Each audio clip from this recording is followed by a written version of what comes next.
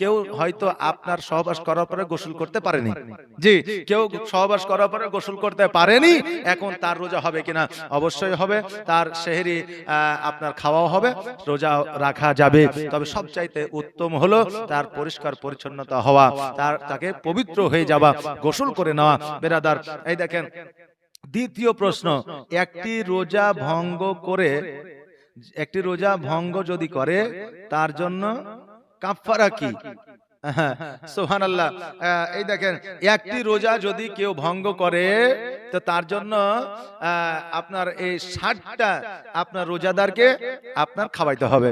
বেরাদার, এর জন্য ফায়সালা আপনার ফাকিয়েগণ বা মুফতিগণ, মুহাদ্দিসগণ, ইনাদের আপনারা মত নিবেন, ইনারা কি মত দিচ্ছে সেটা একবার দেখবেন, দেখার পরে তারপরে আপনারা সেটা করবেন। বেরাদার মিল্লাত ইসলামিয়া। তবে যাই হোক বাবাজি ভাইরা, প্রশ্ন মুফতিদেরকে করা ভালো।